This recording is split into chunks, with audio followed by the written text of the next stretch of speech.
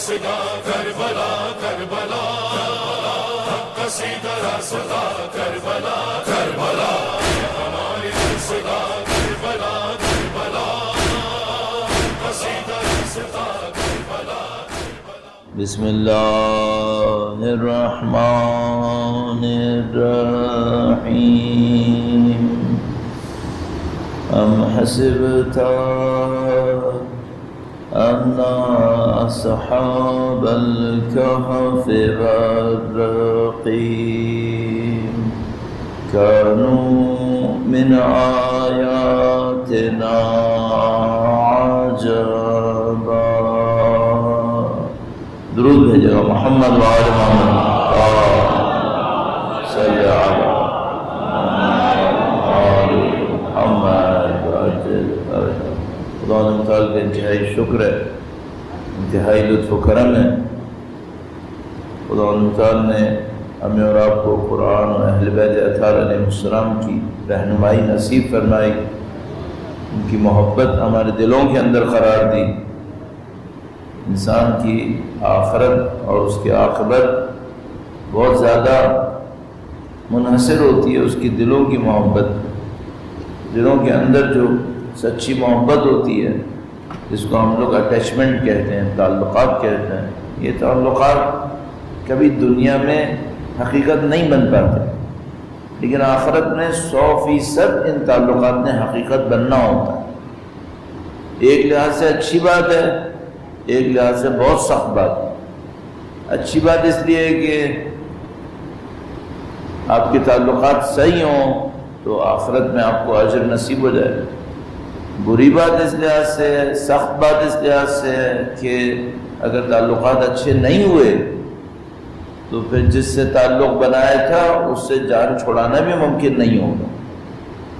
یہ بہت سخت معاملہ ہے دل کے اندر کی محبت کا. اب یہ کہ اللہ نے اپنا لطف و کرم کیا، ہمیں اور آپ کو اہل بیت کی محبت سے نوازا ہے، یہ خدا کی بڑی نعمت ہے، یہ خدا کی دی ہوئی بڑی سعادت ہے.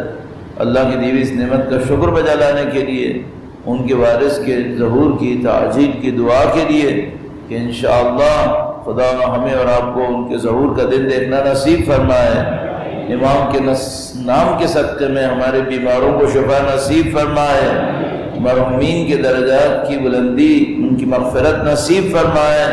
انشاءاللہ زندگی کا اختتام شہادت کی موت قرار فرمائے. تمام دعاؤں کی قبولیت کے لیے درود بھیجیں محمد و آل محمد صلی علی محمد وعجل فرجهم. یہ کہ خدا تعالیٰ نے دین مبین میں اخلاق نصیب کیے ہیں کہ بھئی انسان کے خلق ایسے ہونے چاہیے. خلق یعنی انسان کی اندر کی سیرت. خلق کہتے ہیں مخلوق کو، خلق کہتے ہیں سیرت کو. خلق مخلوق ہوتی ہے، جو خلق ہوتا ہے اس کا پلورل ہوتا ہے خلائق. خلائق یہ مخلوقات. خلق ہوتی ہیں اس کا پلورل ہوتا ہے اخلاق. ایک معنی میں اخلاق اس کا پلورل بن جائے گا کہ وہ جو انسان کے اندر کی خلق ہے اس سب کو جمع کرے، ہو جائے گا وہ اخلاق اس کو. کیوں خدا نے اتنا زیادہ اس پر اصرار کیا ہے کہ تمہارے اخلاق اچھے ہونے چاہیے؟ کیوں اتنا اصرار کیا؟ اخلاق آتے کہاں سے ہیں، بنتے کیسے ہیں انسان کے اندر، یہ بھی بہت اہم ہے. بس دو باتیں ابتداً عرض کرتے ہیں، اچھا یہ بہت بنیادی باتیں ہیں، لیکن ہم کوشش یہی کرتے ہیں کہ ہر مجلس کے شروع میں 5-10 منٹ کسی بہت بنیادی بات سے شروع کریں جو بالکل فنڈامنٹل ہو، بیسک ہو، پھر اس کے بعد موضوع کی طرف آئیں. تو آج ایسی ذہن میں آگے آپ کی خدمت میں عرض کر دوں کہ بھئی یہ جو اخلاق ہیں یہ آتے کہاں سے ہیں، بنتے کیسے ہیں. دوسری بات یہ ہے کہ اخلاق پر جو خدا نے اتنا زیادہ اصرار کیا ہے اس کی وجہ کیا ہو سکتی ہے، سمجھ میں آتی ہے، بیان بھی کر دیتے ہیں. درود بھیجے گا محمد و آل محمد صلی علی محمد. کچھ اخلاق انسان کے اس کے اپنے شعور کے کارآمد ہونے سے پہلے، اس سے پہلے کہ وہ خود اپنی عقل سے فیصلے کرنا شروع کرے، اس کو ماحول سے ملتے ہیں. خاندان سے ملے، ہمسائے سے، جس کو سائیکالوجی کے اندر کہتے ہیں پیئرس گروپ، اس کی عمر کے جو دوسرے بچے ہیں ان سے، کلاس روم، میڈیا وغیرہ سے بھی، یہاں سب سے اس کو یہ اخلاق مل رہے ہوتے ہیں. یہ اس کی اپنی سلیکشن پہ نہیں ہوتا. آپ ایک محلے میں رہتے ہیں، وہاں سارے پرہیزگار ہیں، تو آپ کا بچپن سے اخلاق پرہیزگاری پر بننا شروع ہو جائے گا. آپ کا سلیکشن تھوڑی تھا، آپ نے اپنے ارادے سے تھوڑی محلے کا انتخاب کیا تھا جہاں آپ پیدا ہوں گے. جس زمانے میں آپ پیدا ہوئے وہ زمانہ پرہیزگاری کا تھا، چلو آپ کو بینیفٹ مل گیا. لیکن سارے اخلاق باہر سے نہیں آتے. پھر کچھ انسان مدت کے بعد جب بڑا ہونے لگتا ہے تو وہ ان اخلاق میں سے کاٹا چھانٹی شروع کر دیتا ہے. یہ کس بیس پہ کرتا ہے؟ یہ کرتا ہے اپنے عقیدے کی بیس پر. تو مثال کے طور پر ایک بچہ ہے، اس کو اخلاق نصیب ہوئے، برے اخلاق نصیب ہو گئے غلطی سے، اس کو کہیں پہ برے اخلاق نصیب ہو گئے، ایسے معاشرے میں آیا جہاں لوگ جھوٹ بول رہے ہیں، دھوکہ دے رہے ہیں، مکاریاں کر رہے ہیں. اب یہ بندہ خدا تھوڑا بڑا ہوا، اس نے اپنی عقل سے دین کو سمجھنے کی کوشش کی، پتہ چلا بھائی دین کے اندر توحید ہے، دین کے اندر قیامت ہے، آخرت ہوتی ہے، حساب کتاب ہوتا ہے. تو اس نے اپنی عقل سے یہ سمجھا کہ یہ جھوٹ بولنا اچھی بات نہیں ہے. تو دین نے اس کو کیسے سمجھایا؟ دین نے اس کو یہ بتایا کہ دیکھو تمہارا ایک خالق ہے، اس نے تمہیں خلق کیا ہے، کل تم سے حساب لے گا، تمہیں ایک آخرت میں جانا ہے. یہ جو ریالٹیز تھیں، حقائق تھے، یہ اس کے سامنے واضح ہو گئے کہ میرا تو ایک خالق ہے، مجھے تو جواب دینا ہے. تو جب یہ حقائق اس کے سامنے واضح ہوئے تو ان حقائق کی روشنی میں اس نے اخلاق بنائے. اب وہ جو سوسائٹی تھی وہ تو اسے جھوٹا بنا رہی تھی، لیکن اس نے کہا بھائی اگر میں جھوٹا بن گیا تو مجھے خدا کو جواب دینا ہے، اس کا میں کیا کروں گا؟ تو جو خدا کی حقیقت ہے، قیامت کی حقیقت ہے، روح کی حقیقت ہے، یہ سوسائٹی کی طریقے کے خلاف ہے. تو اس نے سوسائٹی کو فالو نہیں کیا، اس نے حقیقتوں کو فالو کیا. تو اس قسم کے جو اخلاق انسان خود بناتا ہے، اس کی بنیاد کیا ہوتی ہے؟ اس کی بنیاد ہوتی ہے عقیدہ. ایک اور اخلاق ہے جو بھیڑ چال میں بن جاتا ہے. بھیڑ چال میں بن جاتا ہے کیا مطلب؟ ایک بندہ تھا، وہ پیدا تو ہوا ایک ایسے محلے میں، ایک علاقے میں جہاں سب لوگ سچے تھے، پرہیزگار تھے، اچھے لوگ تھے. لیکن ایک بھیڑ چال میں دیکھا کہ نہیں اس میں مجھے فلاں چیز کا نقصان ہو گیا، میں نے سچ بولا تھا، تو اس کے دماغ میں آیا کہ نہیں اب میں دھوکہ دوں گا، اب میں جھوٹ بولوں گا. بھیڑ چال میں، مفاد پرستی میں گندے اخلاق بنا کے بیٹھ گیا. اخلاق اس طرح بنتے ہیں. تو یہ بننے کا عمل ہو گیا. اب آپ اپنے اخلاق کو چیک کر سکتے ہیں کہ بھئی میرے اخلاق کیسے بنے، اچھے والے کیسے بنے، برے والے کیسے بنے. چیک کر سکتے ہیں کہ بھئی یہ میری زندگی کے اندر اچھے اخلاق ہیں، یہ میں نے یہاں سے اٹھائے. یہ میری زندگی کے اندر نعوذ باللہ تعالیٰ برے اخلاق ہیں، یہ میں نے وہاں سے اٹھائے. یہ تو ہو گیا کہ اخلاق آتے کہاں سے ہیں. اب سوال یہ ہے کہ خدا نے اخلاق کے اوپر اتنا زور کیوں دیا ہے، اتنا زیادہ اصرار کیوں ہے؟ تو دو وجہ اس کی سمجھ میں آتی ہیں. درود بھیجے گا محمد و آل محمد صلی علی محمد محمد وعجل فرجہ. ہمارے یہاں ایک جملہ مشہور ہے، وہ کسی نے ہمیں بتایا کہ وہ کسی آفس میں گئے کام کروانے کے لیے، تو وہاں سب اوپر سے پیسے لے رہے تھے. مثلا آفس کی فیس مثلا فرض کرو 10,000 روپے تھی، تو سب سے 15,000 روپے لے رہے تھے. تو انہوں نے بتایا کہ میں گیا تو اس آدمی نے مجھ سے 15 مانگے. تو میں نے کہا آفس کے کتنے تھے؟ کہنے کے 10. میں نے کہا اس کا مطلب ہے کہ غلط مانگ رہا تھا. کہنے کہ نہیں ویسے مانگ تو جائز رہا تھا. میں نے کہا بھائی اگر آفس میں 10 تھے تو اوپر سے جو 5 مانگ رہا تھا یہ جائز کیسے ہو گئے؟ کہنے کہ چونکہ سب ایسے ہی کرتے ہیں، وہ بھی یہی کر رہا تھا، تو 20 مانگتا تو ناجائز تھا، وہ تو 5 مانگ رہا تھا اوپر سے، تو یہ تو جائز مانگ رہا تھا. یہ کون سا معاشرہ ہے جہاں غلط کو قبول کر لیا گیا ہے، غلط قبول کر لیا گیا ہے کہ یہ مانگ رہا ہے، اوپر سے مانگ رہا ہے، لیکن سب کو پتا ہے کہ یہ سب مانگیں گے اور یہ سب دیں گے، اس لیے یہ ہو گیا جائز. اسی طرح بہت سارے جھوٹ ہمارے معاشرے کے اندر جائز ہو گئے. آپ ابھی دروازے پہ نہیں پہنچے ہیں، سامنے والے کو فون کرتے ہیں، کہتے ہیں میں تو تمہارے گھر کے سامنے کھڑا ہوں. کیوں؟ چونکہ آپ تھوڑا فاصلے پہ تھے، آپ نے کہا جتنی دیر میں یہ اترے گا میں پہنچ ہی جاؤں گا. تو آپ نے کہا میں تو سامنے کھڑا ہوں، اور وہ کہتے ہیں بھائی صاحب میں گھر کے سامنے ہی کھڑا ہوا ہوں، آپ نظر نہیں آ رہے مجھے. تو آپ کہتے ہیں ہاں بس میں پہنچنے ہی والا ہوں. یہ جھوٹ ہے سچ ہے تو جھوٹ لیکن جائز ہے. وہی ان صاحب کے بقول جائز ہے. کیوں؟ اتنا تو سب کرتے ہیں. کیا جھوٹ سب لوگوں کے بولنے سے سچ ہو جاتا ہے؟ کوئی چیز جو اللہ نے حرام قرار دی ہو کسی پارلیمنٹ میں 100% ووٹ پڑنے سے حلال ہو جائے گا؟ نہیں. 20 کروڑ لوگ متحد ہو جائیں، ان کے پارلیمنٹیرینز مل کر ایک ووٹ ڈالیں اور اللہ کے ایک مستحب کو مکروہ کریں، مکروہ کو مستحب کریں، ممکن نہیں ہے. خدا کے دین میں تبدیلی نہیں آتی چاہے سب کچھ بھی کریں. تو اگر میں نے غلط جگہ سے عقیدہ لے لیا، غلط جگہ سے اخلاق اٹھا لیے، تو کیا وہ اخلاق صحیح ہو جائیں گے؟ نہیں. اچھا اب خدا کو پتا ہے کہ میں 20 کروڑ کے درمیان بیٹھا تھا، وہاں اخلاق غلط تھے، پھر بھی کہتا ہے تم غلط اخلاق نہیں لے سکتے. کیوں؟ کیونکہ وہ فرما رہا ہے کہ تمہیں یوں لگے گا کہ تمہاری زندگی چلے گی، لیکن میں خالق ہوں، مجھے پتا ہے کہ نہیں چلے گی. تم لوگ پھنس جاؤ، تمہاری زندگی برباد ہو جائے گی. چاہے سب کے سب متحد ہو جائے، فرماتا ہے ہاں سب کے سب متحد ہو جاؤ تب بھی برباد ہوگی. کیسے؟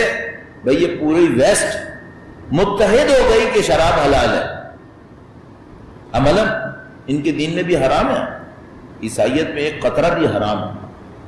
عیسائیت میں ایک نامحرم کو آنکھ اٹھا کے دیکھنا حرام ہے، ایک دفعہ بھی دیکھنا حرام ہے. ایک قطرہ شراب حرام ہے، صحیح ہے، لیکن وہ معاشرے متحد ہو گئے کہ حلال ہے، متحد ہوگا.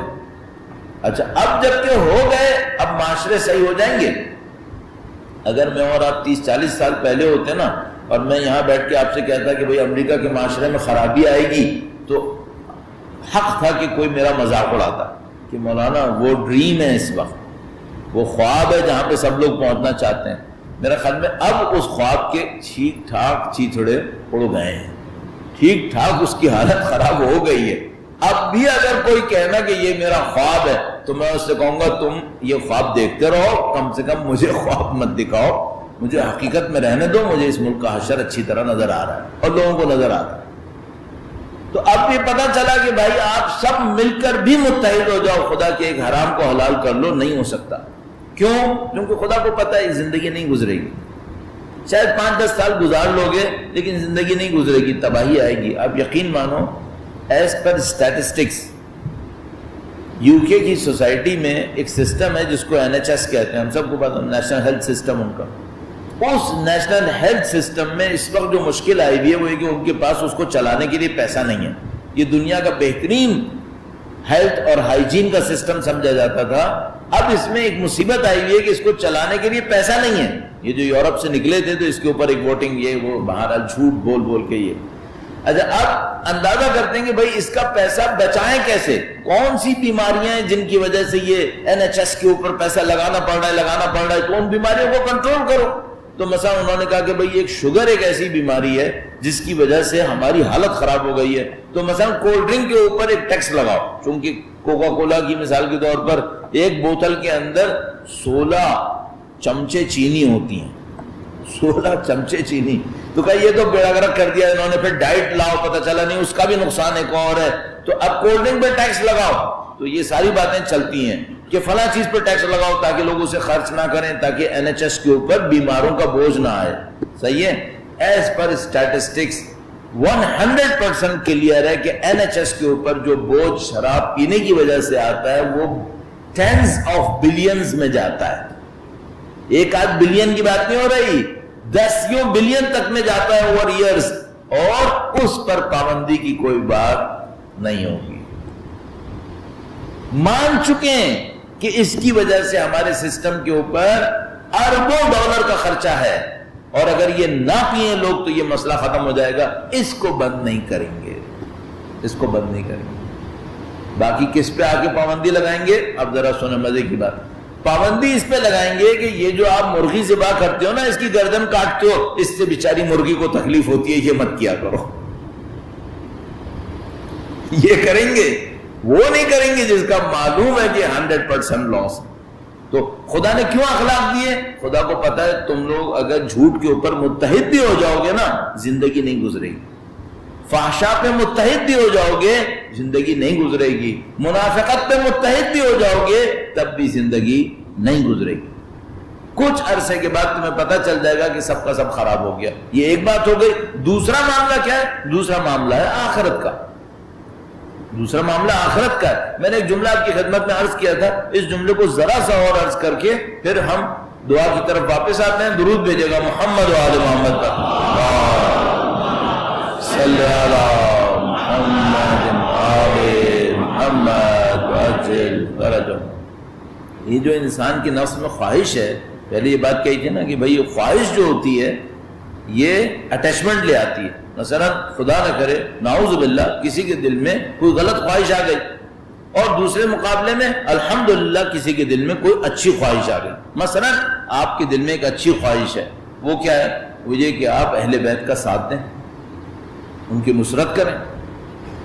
کیوں؟ آپ نے تاریخ میں دیکھا کہ ہمیشہ اہل بیت اطہار ان کے ماننے والے سادات کے اوپر ظلم ہوا ہے۔ آپ کے دل میں خواہش آئی کہ اب ہم اہل بیت کو اکیلا نہیں چھوڑیں گے، یہ خواہش آپ کے دل میں آ گئی۔ اب آپ نے اس کے لیے دعائیں مانگنا شروع کر دیں، امام کے ظہور کے لیے دعائیں مانگیں۔ آپ نے کہا جب امام تشریف لائیں گے تو میں ان کی خدمت میں پہنچوں گا، شاہرن سیفی مجردن قناتی ملبین دعوت الداعی فی الحاضر والبادی۔ اس سے پہلے کہ امام آتے آپ کا انتقال ہو گیا۔ نہیں، آپ کا نہیں، میرا ہو گیا، مر گیا میں، اب کیا ہوگا؟ اب جناب علی میری برزخی زندگی شروع ہوگی۔ تو جا کے دیکھا جائے گا کہ اس کے دل میں جو خواہشات تھیں وہ کیا تھیں؟ سچی خواہشات، منہ پہ بولنے والی نہیں، دعاؤں میں بولنے والی نہیں، سچی خواہشات جو اندر جمی ہوئی تھیں وہ کیا تھی؟ اب اس کی برزخ ان خواہشوں کے مطابق بنے گی۔ ہمارے نفس میں اور واقع میں، اس کو ذرا آخری میں ذرا سا سنیے گا، ہمارا نفس ہے نا ایک سوچتا ہے، باہر ایک دنیا ہے، بھئی یہ کتاب ہے، میں اس کے اوپر سوچوں ایک گلاس آ جائے، نہیں آیا، صحیح ہے، میں نے سوچا گلاس آئے، نہیں آیا۔ جب ہم برزخ میں جائیں گے نا تو جو ہمارے دل میں ہوگا وہ سامنے ہوگا۔ اگر اچھا تھا اندر تو سامنے اچھا ہوگا، اور اگر برا تھا، اگر میرے دل میں حسد تھی، حسد کیا ہوتی ہے؟ حسد تو ہوتی ہے آگ، اب سامنے کیا ہوگا؟ آگ۔ دوسرے کے ساتھ برائی کرنے کا منصوبہ تھا، یہ صفت ہے بچھوؤں کی، سامنے کیا ہوگا؟ بچھو۔ جو دل میں تھا ادھر نفس میں اور واقع میں حقیقت میں گیپ نہیں ہے۔ جو سوچو گے، قرآن کریم نے نہیں کہا کہ جنتی جو سوچیں گے ہو جائے گا، یہ وہاں پہ یہ معاملہ ہے۔ اگر اندر اچھا نہیں، یہاں تو بھائی دیکھو بہت آسان ہے، میرے اندر نعوذ باللہ تعالیٰ گند گھسی ہوئی ہو، میں ممبر پہ بیٹھا ہوں، آپ کو پتہ نہ چلنے دوں کہ میرے اندر گند گھسی ہوئی ہے، صحیح ہے، پوری دنیا کو پتہ نہ چلے، میں اسی حالت میں مر جاؤں، آپ سمجھیں بھائی مومن تھا، متقی تھا، آپ نے جنازہ اٹھا لیا شان و شوکت سے، آپ نے کہا بھائی یہ ہو گیا وہ ہو گیا، اندر نہیں معلوم کیا تھا۔ یہاں چھپا لیں گے، وہاں یوم تبلی السرائر، وہاں راز کھل جائیں گے سر۔ اور جو راز کھولیں گے تو ایسا نہیں کہ مثلا میرے اندر خرابی تھی، میرے اندر کا وہ راز کھل گیا، لوگوں کو نظر آ گیا اس کے اندر خرابی نہیں ہے، نہیں، اس کے اندر کی جو چیز تھی وہ باہر رکھی ہوئی ہے، ختم معاملہ، جو اندر ہے وہ باہر آ جائے گا، بنے گا واقعیت۔ یہاں میں سوچتا ہوں یہاں گلاس بن جائے، نہیں بنتا، وہاں بن جائے گا۔ اب آپ یہ کہیں گے پھر اندر کوئی برا کیوں چاہے گا؟ اب چینج نہیں کر سکتا، جو لے کر آیا یہی چلے گا، اب چینج نہیں کر سکتا، چینج یہاں پہ کر سکتا تھا۔ تو مرنے سے پہلے جتنا گند ہے یہ نکال کے جانا، کیوں؟ وہاں پہ یہ سارا گند ریالٹی بننے والا ہے۔ اس لیے خدا کہتا ہے اخلاق صحیح کرو، اخلاق صحیح کرو، کیوں؟ یہ اخلاق صحیح نہیں کرو گے نا، وہاں پہنچو گے اس اخلاق کے ساتھ جو غلط ہوا وہی تمہاری دنیا ہوگی پھر، اور ساری تمہاری خلق کی بھی ہے، تم نے خلق کی ہے۔ انسان پڑے گا اس بات پر کہ یہ جو مصیبت میرے سامنے ہر روز آ رہی ہے 500 سال سے، یہ مصیبت میں نے خلق کی ہے، اور اگر مرنے سے پہلے 15 دن کوشش کر لیتا تو یہ جان چھوٹ جاتی، 20 دن محنت کر لیتا نا تو اس سے جان چھوٹ جاتی، لیکن اب یہ منوست میرے ساتھ لگ گئی۔ ایک آدمی ہے قرآن کریم روزانہ نہیں پڑھتا ہے، قرآن سے علیحدگی ایک مصیبت ہے وہاں پر، کیوں؟ قرآن سورس ہے وہاں پہ۔ اب آپ ایک تصور کرو، ایک میں بات میں لمبی کر گیا، ذرا سا اس کو جلدی سے سمیٹتا ہوں۔ مثلا آپ کو یہاں پہ سانس لینے کی آکسیجن چاہیے نا، آکسیجن چاہیے، یہ جو سانس لیتے ہیں آپ تو ایک سیچوریشن ہوتی ہے، آکسیجن اندر جاتی ہے پھیپڑوں کے اندر۔ اچھا اگر کسی کے پھیپڑوں میں آکسیجن لینے کی طاقت نہ رہے، نعوذ باللہ تعالیٰ، جیسے کووڈ-19 میں ہو جاتا ہے بیماری کے اندر، تو وہ کیا ہوتا ہے؟ وہ جان مار رہا ہوتا ہے لیکن آکسیجن اندر نہیں جاتی۔ اب جب آکسیجن اندر نہیں جاتی تو یہ اندر مرنا شروع ہو جاتا ہے۔ اچھا اس کی جو آکسیجن اندر نہ جانے کی مشکل ہے، اگر کوئی اس سے کہے کہ تم اتنے پیسے دے دو تاکہ تمہاری سانس میں دے دوں، دے گا؟ وینٹیلیٹر لگاؤ، لگائے گا، سب کام کرے گا، کیوں؟ سانس چاہیے۔ اگر برزخ کی زندگی میں قرآن آکسیجن تھی تو یہاں جو قرآن سے علیحدہ رہا ہے اس کا کیا ہونے والا ہے؟ اگر برزخ کی زندگی میں خون اہل بیت کی محبت تھی تو جو یہاں اہل بیت سے علیحدہ رہا ہے اس کا کیا ہونے والا ہے؟ یہ دنیا ایسے بنے گی یہاں پہ وہاں پہ، تو بہت احتیاط کرنی پڑے گی کہ جو آپ لے کے جا رہے ہو یہ کیا ہے، یہی آپ کو ملے گا، اور ریالٹی میں ملے گا، کانسیپٹ میں نہیں ملے گا، ریالٹی میں ملے گا۔ درود بھیجیں محمد و آل محمد، صلی علی محمد آل محمد وعجل فرج۔ عظمت قرآن و اہل بیت اطہار علیہ السلام پر ایک بار پھر درود بھیجیں محمد و آل محمد،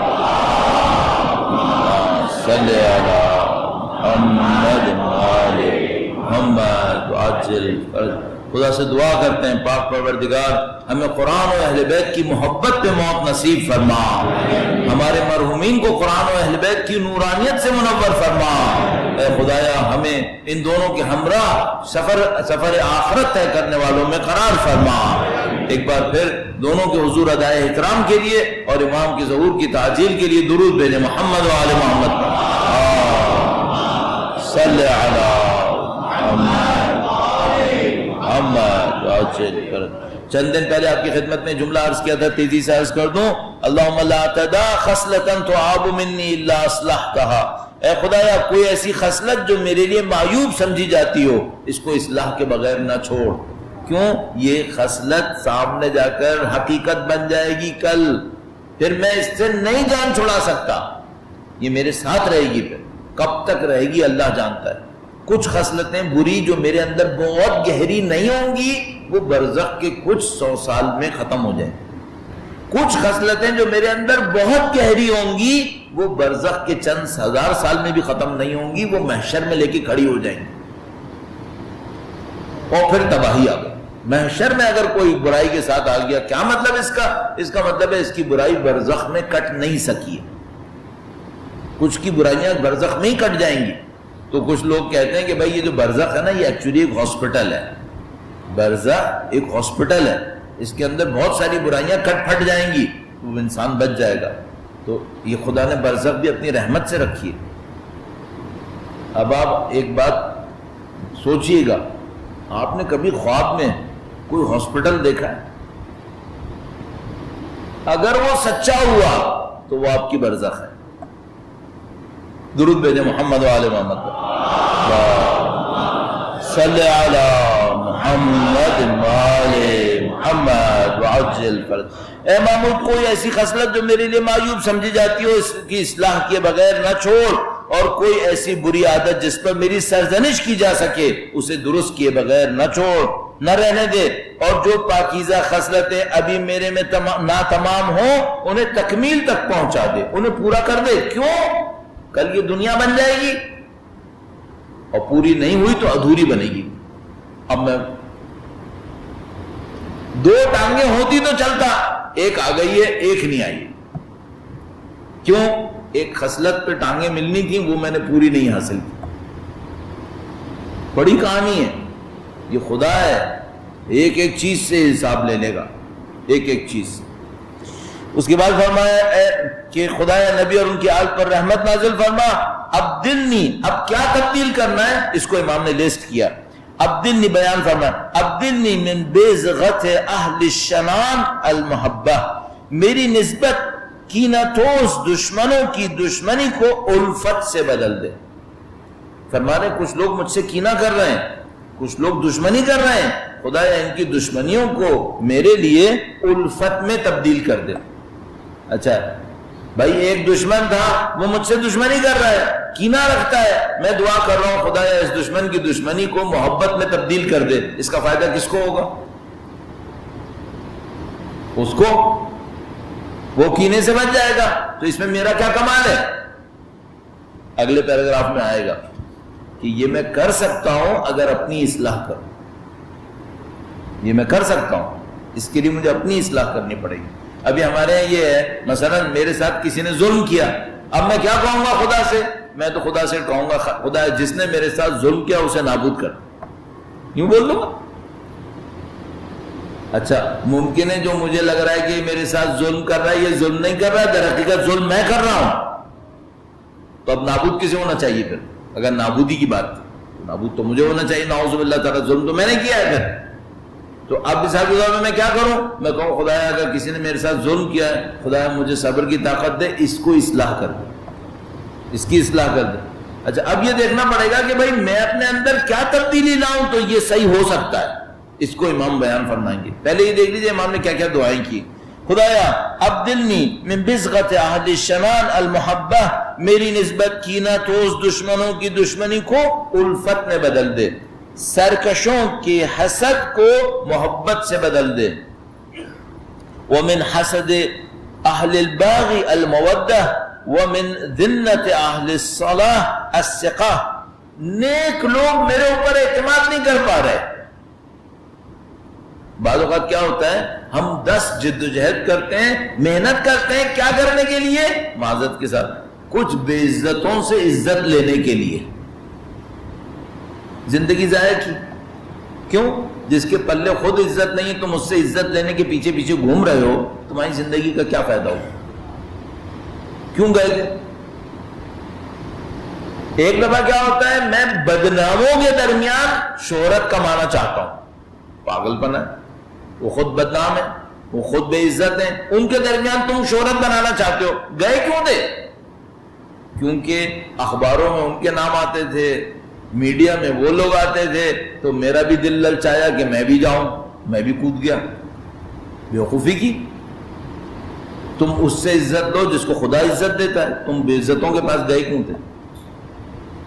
یہ بات ہے نا۔ یہ امام فرما رہے نہیں، کبھی ایسا ہوتا ہے نیک آدمی ہے مجھ پہ اعتماد نہیں کر رہا، ہاں یہ خطرناک ہے بھائی، پورا مجھ پہ اعتماد نہیں کر رہا، چل جائے گی بات۔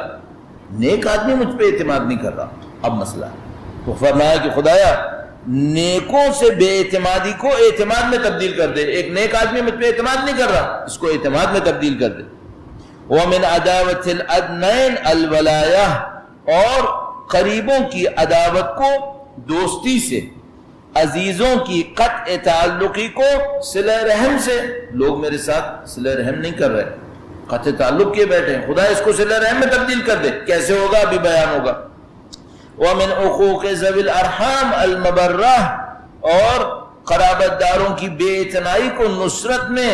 وَمِنْ خَذْلَانِ الْأَقْرَبِينَ النُّصْرَةِ وَمِنْ حُبِّ الْمُدَارِينَ تَصْحِيحَ الْمِقَاةِ، اور ساتھیوں کے احانت آمیز برتاؤ کو حسن معاشرت سے۔ کچھ ساتھی ہیں میرے ساتھ اچھا برتاؤ نہیں کر رہے، یہ میرے ساتھ اچھا کرنے لگے، ظالموں کے ظلم کی تلخی کو امن کی شیرینی سے بدل دے۔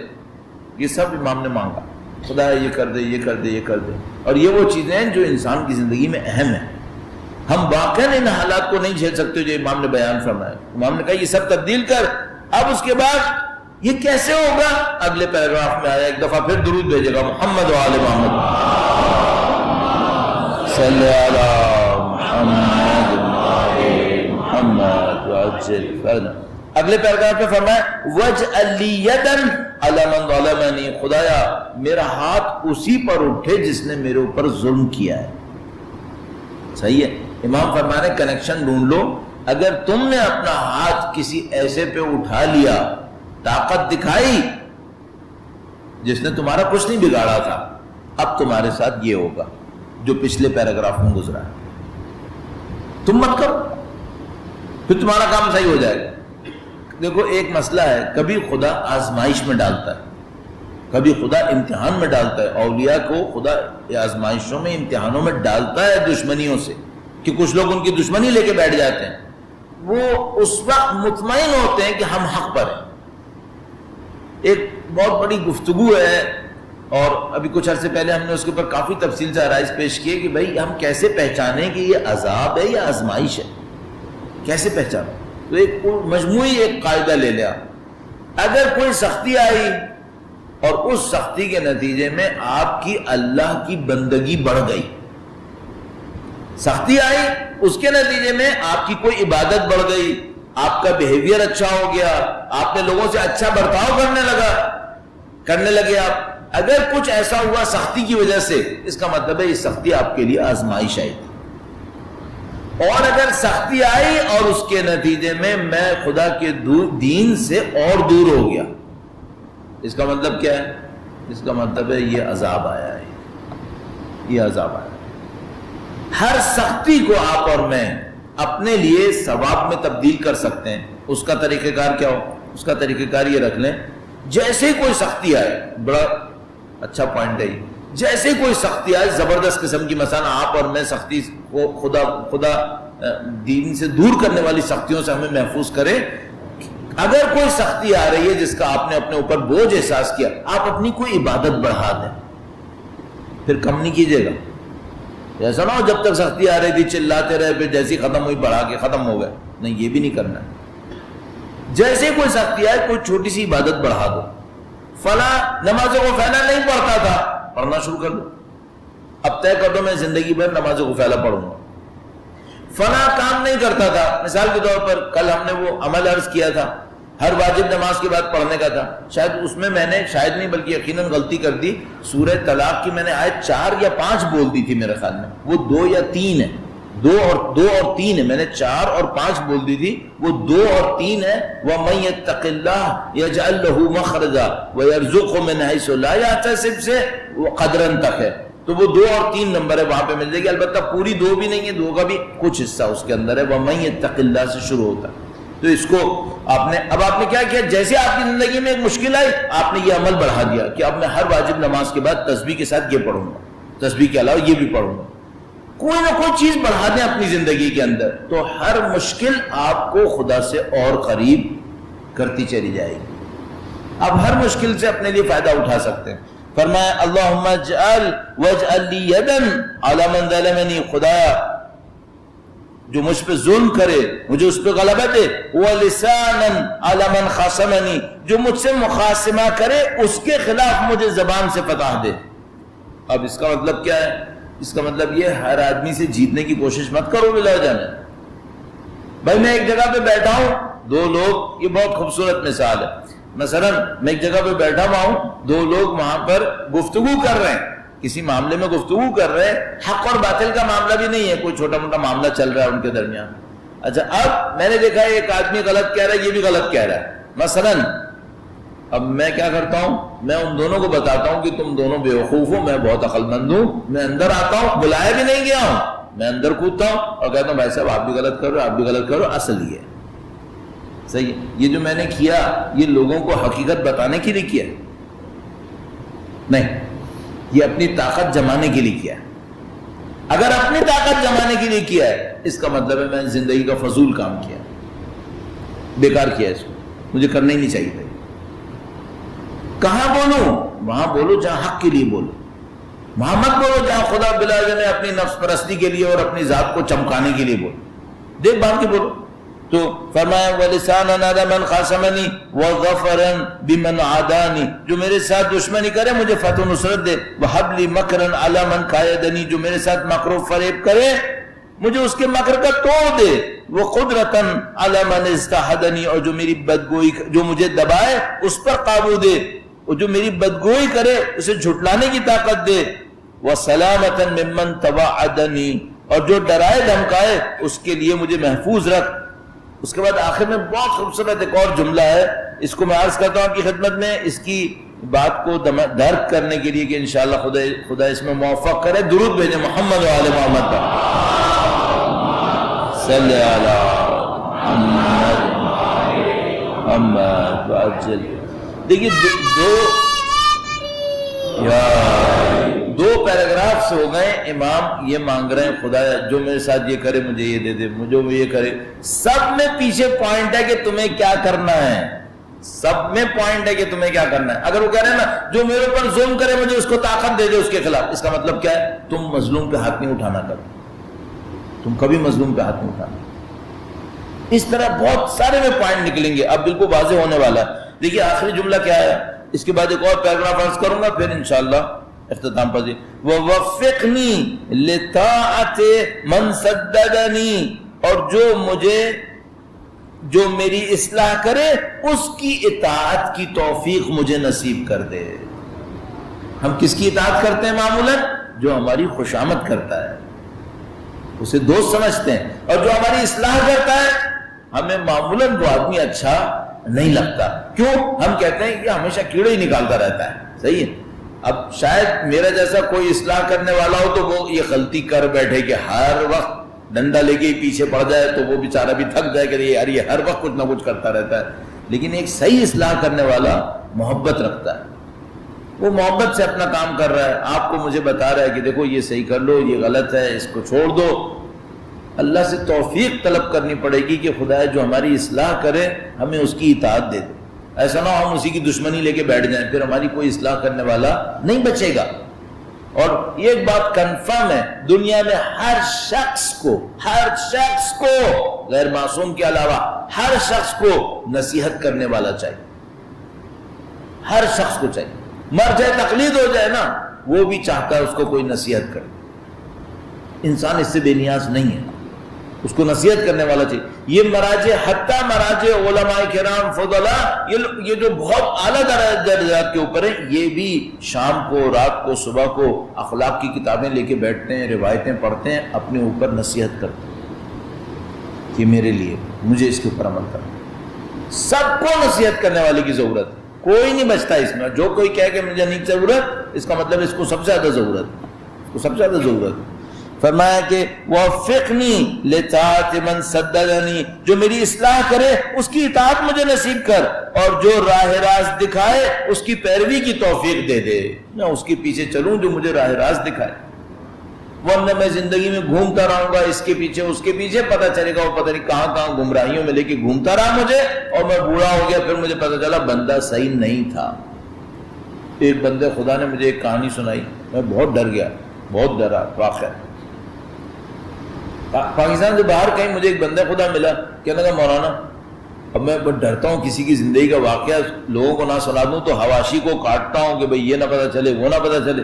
تو اس نے بہرحال اس طرح کہا کہ اگر کوئی اپنے والدین کی موت کا سبب بن جائے تو اس کی بخشش ہو سکتی ہے۔ میرا ماتھا ٹھنکا، میں کہا بھائی یہ کیا کہہ رہا ہے، کوئی اپنے والدین کی موت کا سبب بن جائے تو میرے دل نے کہا بخشش کا چانس رہا کہاں ہے، والدین کو مار کے بیٹھا ہے کیا؟ تو میں نے کہا کیا مطلب قتل کیا ہے کیا؟ کہتا نہیں قتل نہیں کیا ہے لیکن ان کی موت ہوئی اسی کی وجہ سے۔ میں نے کہا بھائی خدا غفور رحیم ہے، بخشنے کو تو بچ سکتا ہے لیکن معاملہ کافی سخت ہے۔ کہنے کہا ہاں میرا بھی یہ خیال ہے، میرا چانس نہیں ہے۔ میں کہا نہیں ایسا بھی نہیں ہے، خدا بخشنے والا ہے۔ کیا ہوا تمہارے ساتھ؟ اور میں بھی ڈر رہا ہوں کہ مجھے کوئی ایسی کہانی سنائے گا جس میں میں سولو نہیں کر پاؤں گا، اتنی کوئی کمپلیکیٹڈ کہانی سنائے گا کہ میں اس کو حل نہیں کر پاؤں گا، تو میں ڈر رہا ہوں کہ مجھے سنائے نہیں سنائے۔ یہ بھی ڈر رہا ہوں کہ پتہ نہیں اس نے کون سا گناہ کر دیا ہے، میں سنوں گا پتہ نہیں میرے اوپر کیا اثر پڑے گا۔ بہت عجیب و غریب حالت تھی کہ اس نے سنایا، کہنے کا مولانا پتہ نہیں کیا ہوا میرے ساتھ، میں ایک بندے کے پیچھے چل پڑا۔ وہ کوئی بندہ تھا ایسے کوئی پیر ٹائپ کا بندہ، کہنے لگا میں اس کے پیچھے چل گیا اور میں اس کا اتنا اندھا معتقد ہو گیا کہ وہ مجھے رات کو صبح کہنا میں مانوں گا، دن کو رات کو دن کہنے کا مجھے کوئی فرق نہیں پڑتا تھا وہ کیا بولے، حق بولے، باطل بولے، سچ بولے، جھوٹ بولے، جو وہ کہتا تھا میرا دماغ کہتا تھا مجھے اس کو فالو کرنا۔ کہنے لگا آقا صاحب اس نے میرا سارا بزنس لیا، اس نے میری ساری زندگی برباد کی، لے دے کے میرے پاس والدین رہ گئے تھے جن کا میں خیال کرتا تھا، اس گدھے نے ایسا کام کیا کہ میں اپنی جگہ چھوڑ کر ایک اور جگہ چلا گیا اور اپنے والدین کو میں نے اکیلا ایک اور شہر میں چھوڑ دیا، اور وہ بیچارے بار بار مجھ سے کہتے تھے کہ ہمیں ساتھ مت چھوڑو، ہم لوگ ضعیف ہو گئے ہیں، ہم لوگ اب نئی زندگی گزار سکتے اس طرح۔ کہنے لگا مولانا اسی حالت میں وہ لوگ غم و غصے کے اندر ٹی بی کے مریض ہو کر دنیا سے رخصت ہوئے، اور میری کھوپڑی میں نہیں آ کے دی کہ میں کر کیا رہا۔ کہنے لگا پھر پتہ نہیں کتنے عرصے کے بعد کوئی ایک واقعہ ہوا، دوسرا واقعہ ہوا، تیسرا واقعہ ہوا، اچانک مجھے سمجھ میں آیا کہ یہ آدمی مکار ہے، اس نے میری زندگی برباد کر دی۔ کہنے لگا اب مولانا جب میں جاگا ہوں تو میرا بزنس، پیسہ، عزت تو سب جا چکی تھی، وہ جہنم میں میرے والدین جا چکے ہیں، اب کیا ہوگا؟ صحیح؟ یہ دیکھو کس کے پیچھے چل پڑا ہے، اب خود بھی پھنسا ہوا ہے کہ میں نے کیا کیا اپنے ساتھ۔ تو بھائی آپ اگر کسی کے پیچھے چل رہے ہو نا تو پہلے اچھی طرح دیکھ لو آپ جا کہاں رہے ہو۔ وہ قرآن پہ لے جا رہا ہے، اہل بیت پہ لے جا رہا ہے، یا اپنی منمانی پہ لے کے جا رہا ہے؟ کم سے کم پوچھو تو صحیح کہ بھئی یہ خدا نے کہا ہے، قرآن نے کہا ہے، کس نے کہا ہے جو تم ہمیں سکھا رہے ہو؟ کہاں سے لائے ہو یہ ساری چیزیں؟ پابندیاں لگاتے ہیں، یہ کرتے ہیں، وہ کرتے ہیں تاکہ عقل معاف ہو جائے۔ پڑھا لکھا بندہ، ایک سے کہیں زیادہ کیسز میرے پاس ابھی بولتے ہوئے ذہن میں آ رہے ہیں کہ بھائی ایسے ایجوکیٹڈ لوگ جن کی ایجوکیشن نارمل ہمارے پاکستانی سوسائٹی کے حساب سے بہت ہائی کیلیبر کی ایجوکیشن، اور وہ کسی بے وقوف آدمی کے دھوکے میں آ گئے۔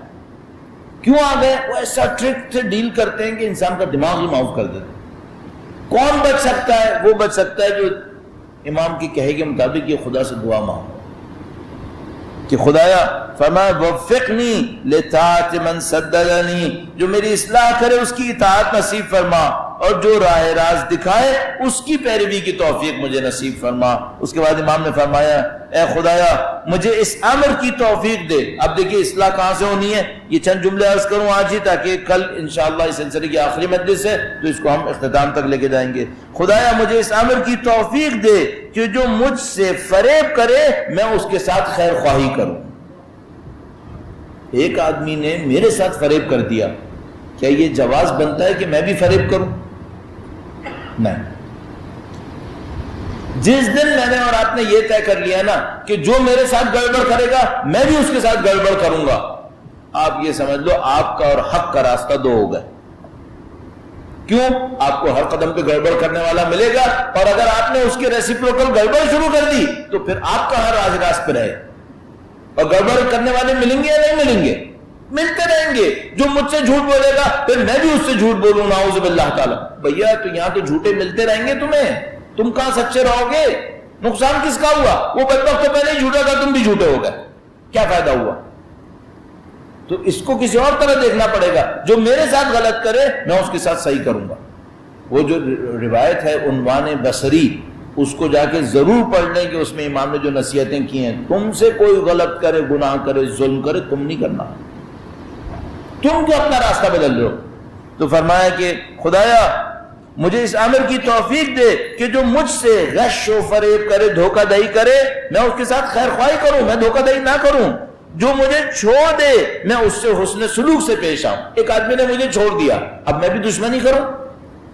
میں کیوں دشمنی کروں؟ میں کیوں اپنے آپ کو ضائع کروں؟ ٹھیک ہے اس نے میرے ساتھ دشمنی کی ہے، میں دشمنی نہیں کروں گا۔ اچھا کچھ نہیں کر سکتے نا، تھوڑا سا علیحدہ ہو جاؤ، نہ دوستی کرو نہ دشمنی کرو، خراب نہیں کرو، خراب نہیں کرو معاملے کو۔ کیوں؟ تم کسی احمق کی وجہ سے اپنی زندگی کیوں برباد کرو؟ یہ بھی مرے گا، تم بھی مرو گے۔ وہ جھوٹ بول رہا ہے، اسے جھوٹ بولنے دو، آپ جھوٹ نہیں بولو۔ نہیں کر سکتے تھوڑا سا علیحدہ ہو جاؤ، معاملہ ختم، کیا ضرورت؟ فرمایا کہ مجھے توفیق دے کہ جو مجھ سے فریب کرے میں اس کے ساتھ خیر خواہی کروں، جو مجھے چھوڑ دے اس سے حسن سلوک سے پیش آؤں، جو مجھے محروم کرے اسے عطا و بخشش کے ساتھ عوض دوں۔ جو مجھے محروم کرے، ایک دفعہ میری سختی کا ٹائم آیا، اس نے میرا ساتھ نہیں دیا، اب میں نے اپنی بک میں لکھ لیا اس وقت میں سختی میں تھا، کس کس نے ساتھ دیا تھا، اب میں بھی اسی کا ساتھ دوں گا۔ یہ جنہوں نے یہ دعا پڑھی ہے نا، ان کے بابا کا کسی نے ساتھ نہیں دیا تھا، انہوں نے سب کا ساتھ دے دیا۔ انہوں نے پھر بھی سب کا ساتھ دیا۔ امام نے یہ دعائیں اس وقت پڑھی ہیں ان لوگوں کے لیے، ان لوگوں کو سکھانے کے لیے جنہوں نے ان کے بابا کا ساتھ نہیں دیا، انہوں نے پھر بھی دعائیں دی۔ کمال ہے، عظمت امام چہارم پر درود بھیجو، محمد و آل محمد صلی علی محمد آل محمد وعجل فرج۔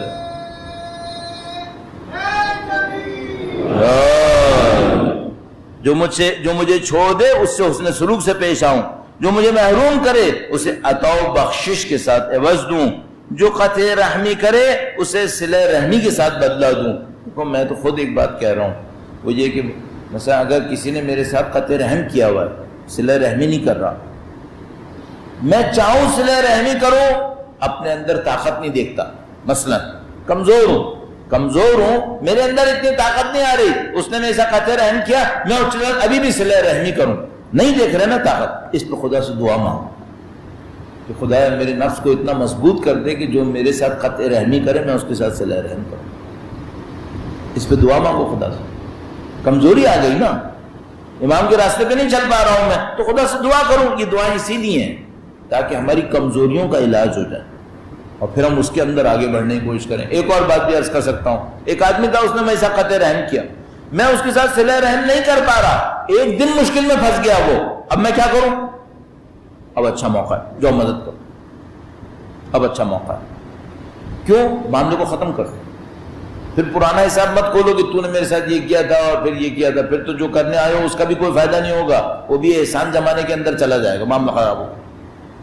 تو صلہ رحمی کی نہیں کی، کسی نے قطع رحمی کی، آپ کو کسی دن موقع مل گیا اس کے ساتھ صلہ رحمی کرنے کا، اس کی کوئی کمزوری تھی، جاؤ معاملے کو ختم کر لو اور اللہ کے سامنے سرخرو ہو جاؤ، معاملے کو ختم کر لو۔ اور جو پس پشت میری برائی کرے میں اس کے برخلاف اس کا ذکر خیر کروں۔ ایک آدمی میری برائی کر رہا ہے، اب میں کیا کروں؟ میں کہتا ہوں اس کے سارے جملے گن لو، اب میں اس کو بتاتا ہوں نعوذ باللہ تعالی، جس دن آپ کا میرا لہجہ یہ ہو نا، اب میں اسے بتاتا ہوں، بس سمجھنا آج گڑبڑ شروع ہو گئی۔ آپ کچھ مت بتاؤ، اللہ کو چھوڑ دو، وہ خود بتا دے گا، زیادہ سے زیادہ جو کرنا ہے وہ یہ کرنا، کچھ مت کرو، اللہ پہ چھوڑ دو، سنبھال دے۔ تو یہ لیکن یہ کہنا آسان ہے، وہ جو اندر سے آگ لگ رہی ہوتی ہے نا غضب و غضب کی اور نفرت کی، وہ انسان کو فیٹ کر دیتی، جلا کر رکھ دیتی، اسی کو بجھانا مشکل ہے، اطفاء النائرہ، آگ کو بجھا دینا، یہی کمال ہے۔ فرمایا جو میری پس پشت برائی کرے میں اس کے برخلاف اس کا ذکر خیر کروں اور حسن سلوک پر شکریہ بجا لاؤں اور بدی سے چشم پوشی کروں۔ دو پیراگراف امام نے دعائیں مانگی تھی، جو میرے ساتھ یہ کرے میں یہ کروں، میں وہ کروں۔ اب آخری اس تیسرے پیراگراف میں امام نے بتایا کہ اگر تم یہ کرو گے نا تو خدا وہ سب کروا دے گا تمہارا کام، تم یہ کرو، جب تم یہ کرو گے خدا ان تمام معاملات میں تمہاری زندگی میں آسانیاں لے آئے گا۔ لیکن کام وہی کرے گا جس کے اندر کام کرنے کی حوصلے ہوں گے، طاقت ہوں گی۔ کنٹرول کیے بغیر نہیں ہو سکتا ہے، کچھ چیزیں کنٹرول کریں۔ کنٹرول کی طاقت کیسے آتی ہے؟ آخرت کو یاد کر کے، آخرت کو سمجھ کے، اور توفیق طلب کرتے رہیں، مسلسل توفیق طلب کرتے رہیں۔ اور یہ جو مثالیں ہمارے سب کے سامنے اسی لیے ہیں، یہ دعائیں ہیں، یہ واقعات ہیں، یہ سب اسی لیے ہیں تاکہ ہماری ہمت بنتی رہے کہ دیکھو اہل بیت نے کیا تھا اور خدا نے کیا نصیب کر دیا۔ اللہ سے ایک اس دعا کے ساتھ کہ خدا ہمیں دنیا میں اہل بیت اطہار کے نقش قدم پر چلنے کی سعادت نصیب فرمائے، ان اخلاقیات کو حاصل کرنے کی سعادت نصیب فرمائے انشاءاللہ۔ درود بھیجیں محمد و آل محمد صلی علی محمد و آل محمد وعجل فرج۔ خدا متعال کا بار بار کہنا پڑے گا، خدا تیرا لاکھ لاکھ شکر، تیرا بڑا کرم، تیرا بڑا احسان، تو نے ہمیں نبی اولاد نبی کا چاہنے والا بنایا، خدا تیرا بڑا کرم، بڑا احسان۔ اس گھر کا چاہنے والا بنایا ہے جس میں ساری دنیا کی خیر و برکات نازل ہوتی ہیں۔ سید الشہداء جب مکہ سے کوفہ جا رہے تھے تو راستے میں کوئی بندہ ملا، اس نے پتہ نہیں کیا کہا، سید الشہداء ایک موقع پر اس سے کہنے لگے کہ اگر تو مدینہ آتا تو میں تجھے وہ دیواریں بھی دکھاتا جن پر وحی اترنے کی نشانیاں لگی۔ کیا مطلب تھا اللہ جانتا، فرمایا وہ گھر دکھا دیتا جہاں وحی کے اترنے کے آثار موجود تھے۔ السلام علیکم یا اہل بیت النبوہ ومعدن الرسالہ ومختلف الملائکہ۔ مختلف الملائکہ یعنی ملائکہ کے آنے جانے کی جگہ ہے، آنے جانے کی جگہ۔ یہ کون سی جگہ ہے؟ یہ وہ جگہ ہے جہاں ملائکہ آتے ہیں خدا سے اجازت لے کے، خدا سیدہ کے در پہ جانا ہے، سیدہ کے دروازے پہ جانا ہے۔ یہ وہ جگہ ہے جہاں پر ملائکہ انتظار کرتے ہیں، خدا کوئی موقع نصیب فرما، میں بھی چاہوں کچھ کروں۔ حضرت بلال حبشی کا واقعہ بیان کرتے ہیں، کہتے ہیں کبھی تھوڑی دیر سے آئے، اللہ کے نبی نے پوچھا بلال دیر کہاں ہوئی؟ کہا اے اللہ کے نبی میں بی بی کے گھر کے سامنے سے گزر رہا تھا، حسین کے رونے کی آواز آ رہی، میں کھڑا ہو گیا کہ میں کوئی خدمت کر لوں، کوئی کام نپٹا دوں، شاید کوئی کام کر سکوں۔ یہ وہ دروازہ تھا جس پہ حضرت جبرائیل آ کر اجازت لیتے تھے، اے اللہ کے نبی داخل ہو جاؤں یا نہ ہوں؟ عزیز و بس میں دو جملے مصائب کے کہوں گا۔ یہ تو وہ دروازہ تھا جہاں ملائکہ بھی رک جایا کرتے تھے اور کچھ ظالم آگ لے کر کھڑے ہو گئے۔ یہ وہ ہستی تھی سیدہ طاہرہ، وہ تھی جن کے لیے اللہ کے نبی کھڑے ہو جایا کرتے تھے۔ اب کوئی آیا ہے، سب بیٹھے ہوئے ہیں اور سیدہ کھڑی ہوئی ہیں۔ ان کا وجود وہ تھا کہ جس کے لیے خدا کے نبی نے کہا کہ سیدہ کے سیدھے ہاتھ پہ اتنے فرشتے ہیں، الٹے ہاتھ پہ اتنے فرشتے ہیں۔ اب ایک موقع آیا کہ سیدہ اپنی کنیز سے کہہ رہی ہے فضا مجھے تھام، میں در و دیوار میں پھنسی۔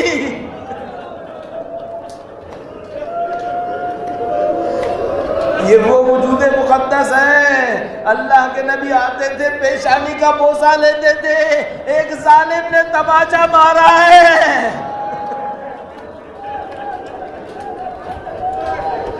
یہ وہ مقدس ہستی ہے۔ جب دنیا میں دینے کے لیے کچھ نہ ہوتا تھا تو اللہ کے نبی اس کے دروازے پر بھیجتے تھے۔ آج ایک ظالم سیدہ نے اپنا ہاتھ امیر المومنین کے ہاتھ پہ رکھا ہے، یہ اتنے تازیانے مار رہا ہے۔